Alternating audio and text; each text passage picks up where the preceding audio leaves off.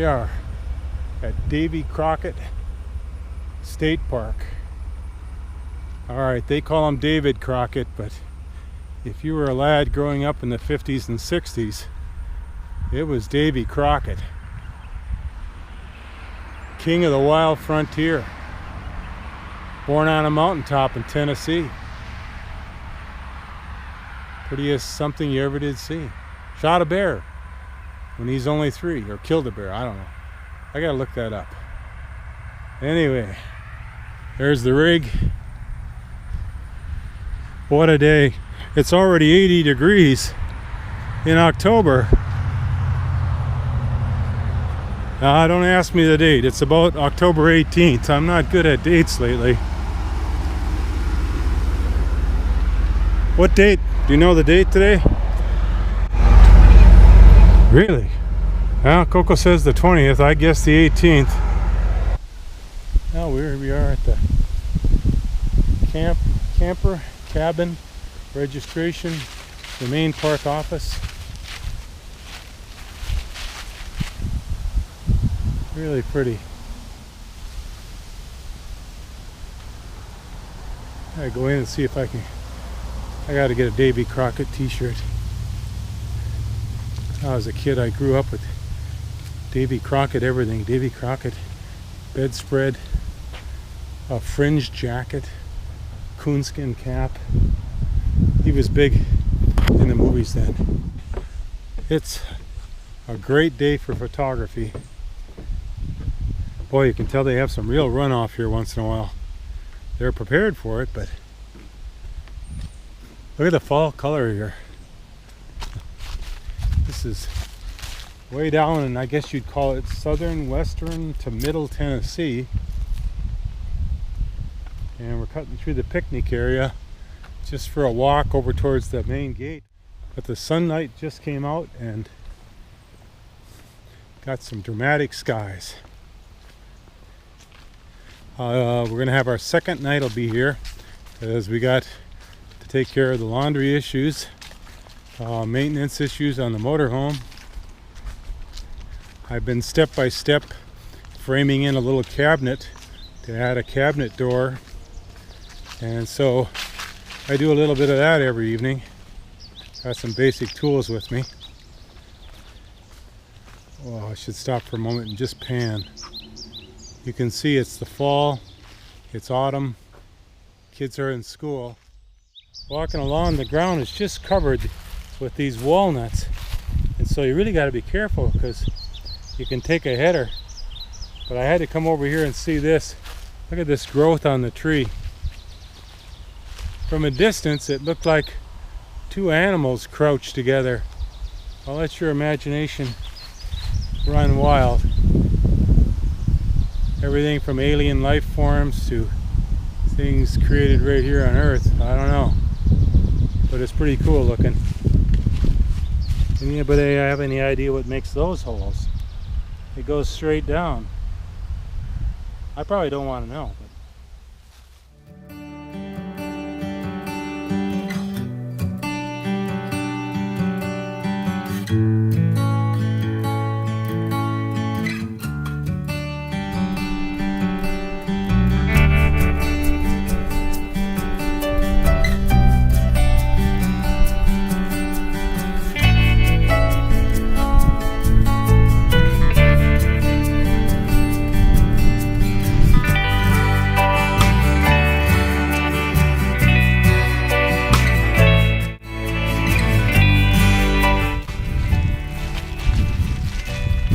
I don't know what section of this originally that Davy Crockett, he had a mill on there, a distillery, some turn wheels for power from the river, and I haven't been able to locate the exact location, but it can't be far from here. Shortly after he created it all, a bad storm, heavy rains and flooding, he lost everything on the river's edge, and eventually had to sell out his property here along the creek. This is near Lawrenceburg in Tennessee. But then he moved on and got into politics pretty heavy. And most of you know he ended up at the Alamo.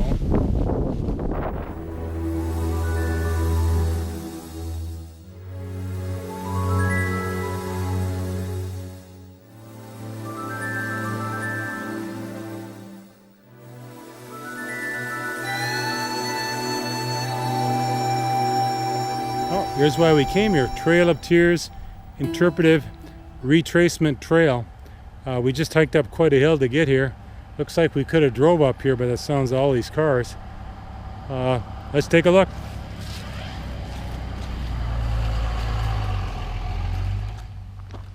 Now when the CCCs were building a lot of the park fixtures here, they paid particular attention to make sure that sections of the trail stayed as they were and had been.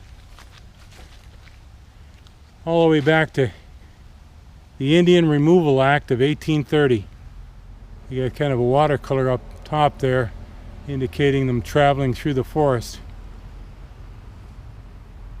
The United States government forced thousands of American Indians to leave their ancestral lands in the southeast for new homes in Indian Territory, present-day Oklahoma.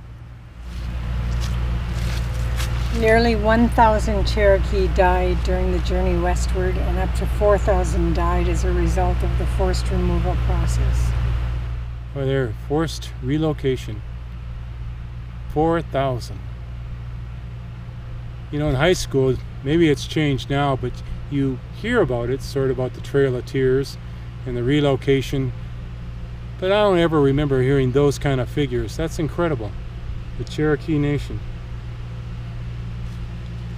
Here's a sign, Fort Cass, Charleston, Tennessee, 198 miles. Woodhall's Depot, Westville, Oklahoma, 515 miles. Here's one of the interpretive trail signs, and these are the pictures I've seen before where the trail actually wore down like that through the forest, and that's on this section of the trail, the original trail. Walk in their footsteps. You're invited to walk along the same path the Cherokee traveled on the Trail of Tears in 1838. Cold, wet November. The Cherokee that passed through here left their homes in North Carolina, Alabama, Georgia, and Tennessee with 56 wagons, 318 horses. Let's take a look. Trail of Tears hiking trail began here. Boy, the sun went behind a cloud just now, and it's especially dark in here.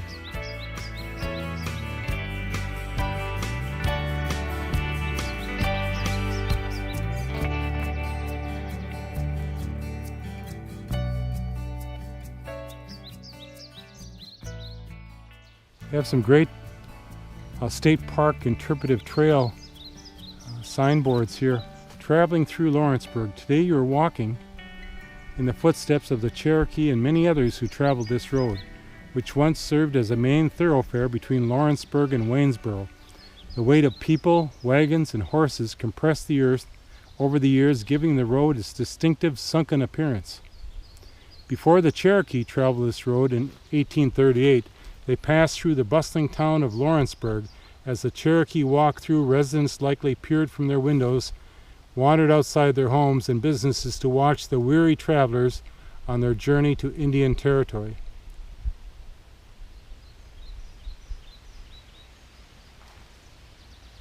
And here's what they mean as we look at the trail here, how sunken in it is.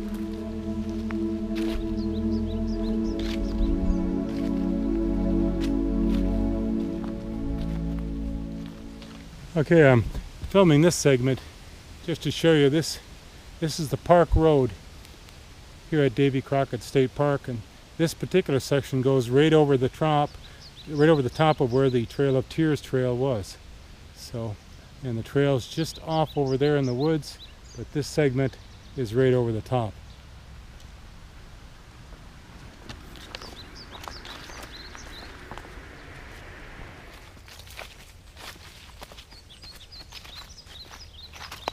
You can imagine the amount of foot traffic, horse traffic, wagons that would go through here prior to 1800 that would cause this. To be so indented, wore down into the earth. And then it's been filled in due to disuse for some period of times and erosion, but it's still here. A little bit back in the woods here. Beautiful oak trees in here.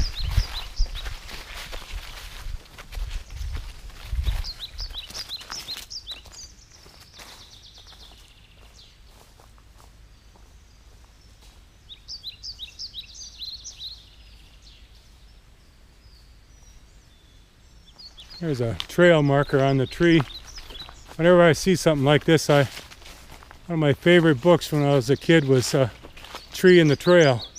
And I often think about that when I see this. There's the tree in the trail. What a great book. The illustrations were incredible. You gotta get your hands on an original copy of that. I know it's still in print. Here's the creek.